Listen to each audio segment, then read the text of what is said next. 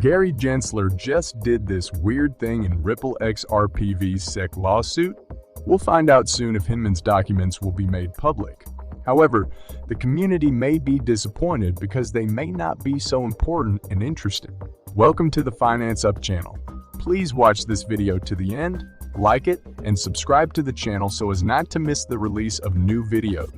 Also in this video, we will show the lucky winner of giveaway free 500 XRP, and maybe it will be you. So watch the video carefully until the end.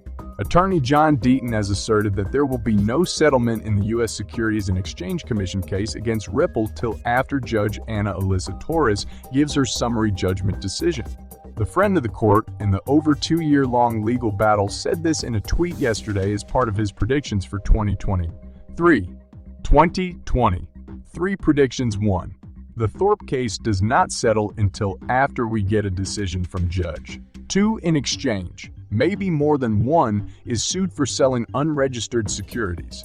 3. Investigation in the SPRAM meetings uncovers bad. 4. Gensler resigns before the UI elaborating on his prediction.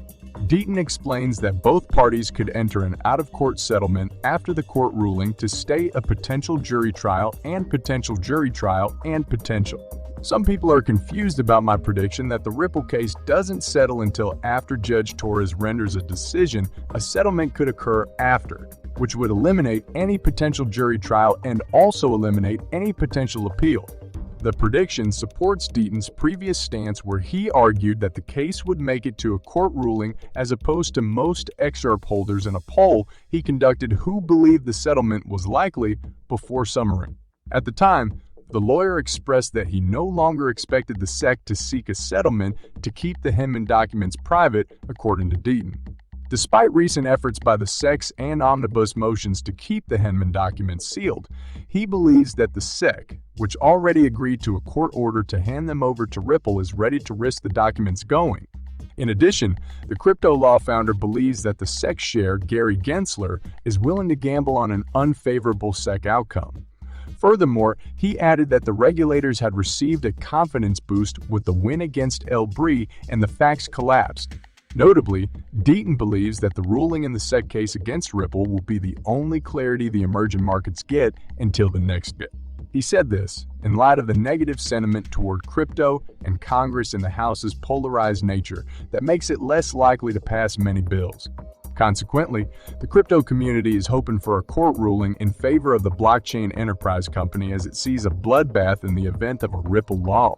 According to Fox Business's Charles Gasparino, notably, the senior correspondent believes that the SEC could force all crypto except Bitcoin to register his security. In July 2022, Deaton predicted that SEC is going to sue any U.S. exchange by the end of the year, which today came true after SEC charges Gemini for the sale of unregistered securities from July 20, 2022 on Fox Business. John Deaton predicted what happened today.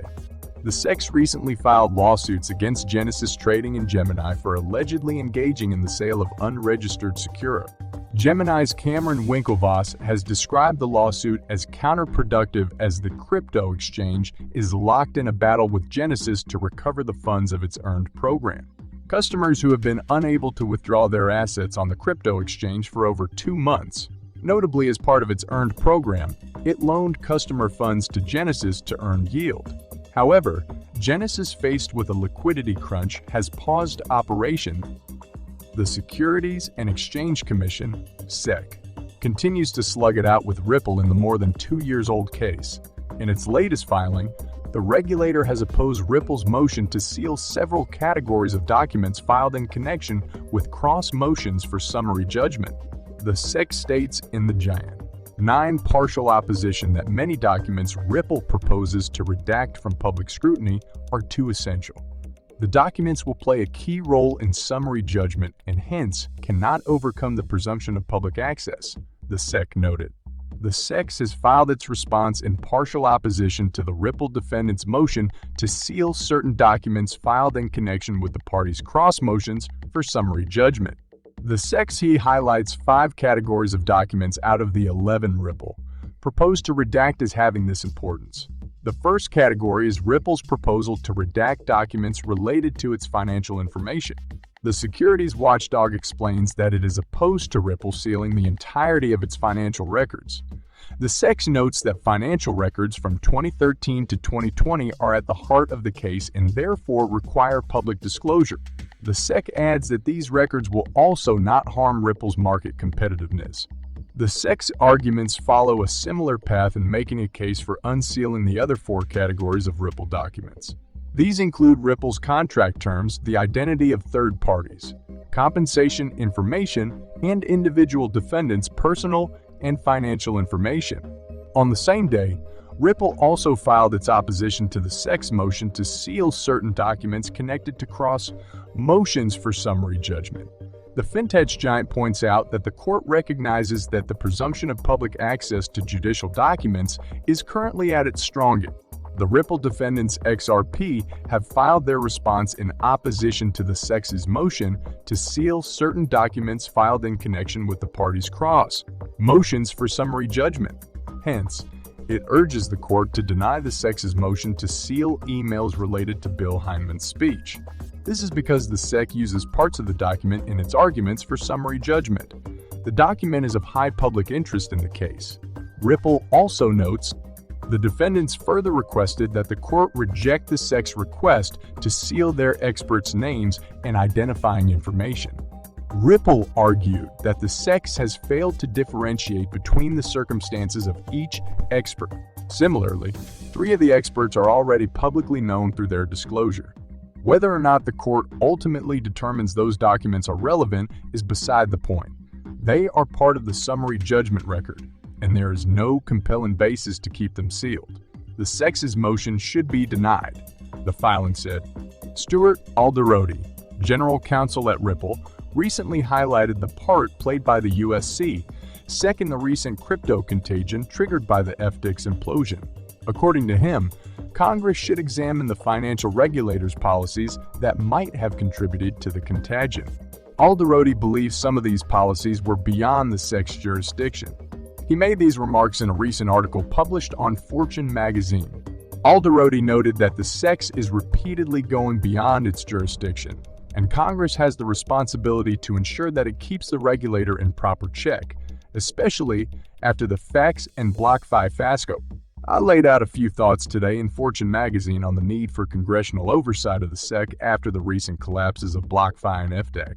He asserted that the SEC is one of the major reasons why BlockFi got entangled with FSIN, consequently collapsed with the bankrupt crypto exchange.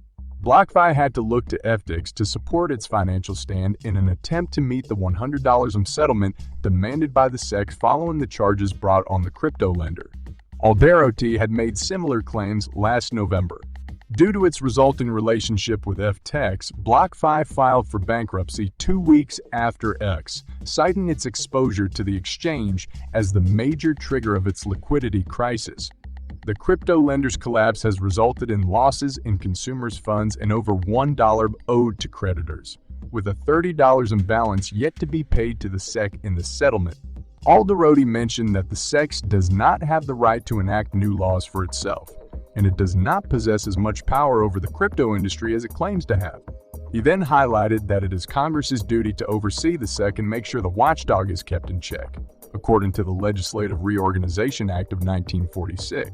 The California-based lawyer pointed out the fact that the SEC's policies in the crypto scene have been frowned upon by several pundits and consumers within the space, asserting that the agency has more interest in exercising its power than adhering to sound policy. Ripple chief Brad Garlinghouse agreed with these claims, highlighting them on his Twitter handle. I know some may forget this fact from time to time, but Alderoty so eloquently said the SEC can only exercise the authority expressly granted to it by Congress. Check out more in Stu's op-ed below.